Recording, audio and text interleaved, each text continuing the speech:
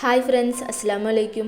ഇന്ന് ഞാൻ വന്നിട്ടുള്ളത് തൃശ്ശൂർ ജില്ലയിലെ ഗണേശമംഗലത്തുള്ള വത്സേട്ടൻ്റെ വീട്ടിലെ ഹോയ പ്ലാന്റ്സിൻ്റെയും ഡിസ്റ്റിഡിയ പ്ലാന്റ്സിൻ്റെയും കളക്ഷൻസ് നിങ്ങളായിട്ട് ഷെയർ ചെയ്യാൻ വേണ്ടിയിട്ടാണ്.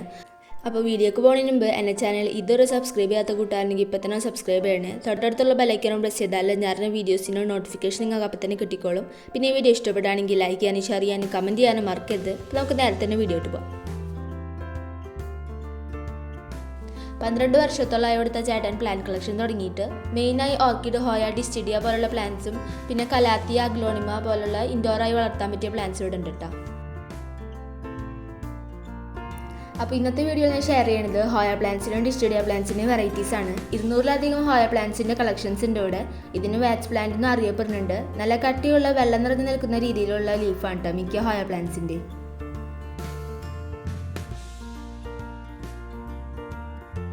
ലീഫിൻ്റെ ഭംഗി കണ്ടിട്ട് നമുക്ക് ഹാങ്ങിങ് പ്ലാന്റ് ആയി വളർത്താൻ പറ്റുന്ന ഒരു പ്ലാന്റ് ആണിത്. വള്ളി വീശി പടരുന്ന ഹോയ പ്ലാന്റ്സുകൾ ഹാങ്ങിങ് ആയും ക്ലൈംബിംഗ് ആയും വളർത്താൻ പറ്റുന്നുണ്ടോ.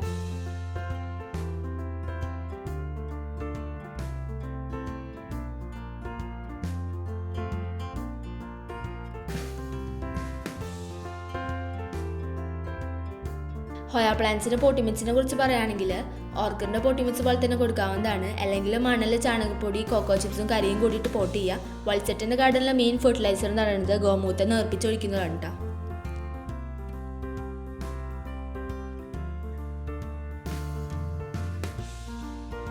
ചില ഹോയ പ്ലാന്റ്സ് വെയിലിന് ഇഷ്ടപ്പെട്ടില്ലെങ്കിലും നേരിട്ടുള്ള സൺലൈറ്റ് ചെടിക്ക് പാടില്ല. 100 to 150 രൂപ മുതൽ ഹോയ പ്ലാന്റ്സിൻ്റെ ചെറിയ പ്ലാന്റ്സ് ഇവിടെ അവൈലബിൾ ആണ് കേട്ടോ.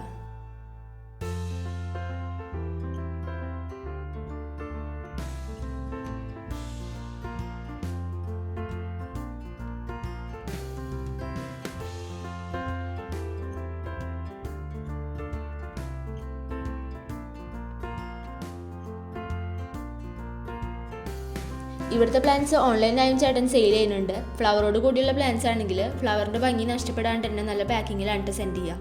ഏത് പ്ലാന്റ്സ് വേണമെങ്കിലും സ്ക്രീനിൽ കാണുന്ന നമ്പറിൽ വത്സേട്ടനായിട്ട് കോൺടാക്ട് ചെയ്താൽ മതി.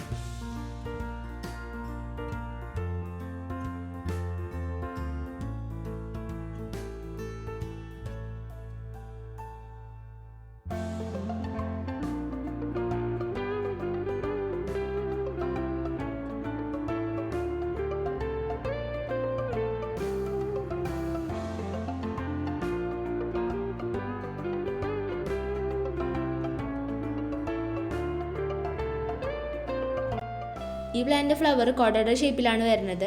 ഫ്ലവർ കൊഴിഞ്ഞു പോയാൽ ആ ഭാഗം കട്ട് ചെയ്ത് കളയരുത്, കാരണം അവിടെ നിന്ന് വീണ്ടും ഫ്ലവർ വരും.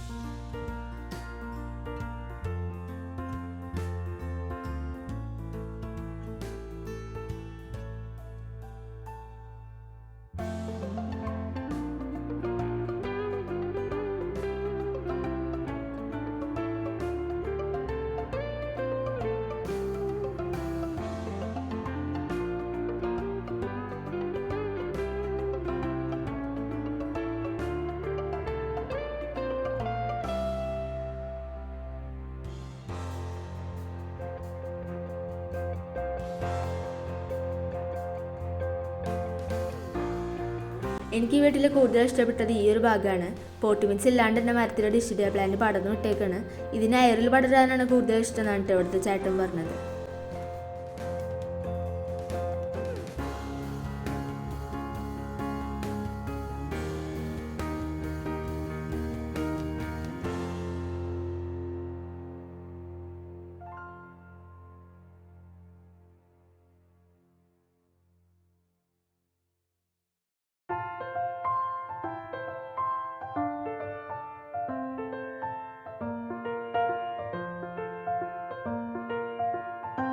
അപ്പോൾ നിങ്ങൾക്ക് ഈ ഗാർഡൻ ഇഷ്ടപ്പെട്ടെങ്കിൽ ലൈക്ക് ബട്ടൺ ഒന്ന് പ്രസ് ചെയ്യുക. അതോടൊപ്പം തന്നെ എൻ്റെ ചാനൽ ഇതുവരെ സബ്സ്ക്രൈബ് ചെയ്യാത്ത കൂട്ടുകാരുണ്ടെങ്കിൽ ഇപ്പോൾ തന്നെ സബ്സ്ക്രൈബ് ചെയ്യണേ. അപ്പോൾ ഇത്രയുള്ള എൻ്റെ വീഡിയോ. അപ്പോൾ അടുത്തൊരു നല്ല വീഡിയോ ആയിട്ട് കാണാം. അസ്സലാമു അലൈക്കും. ബൈ.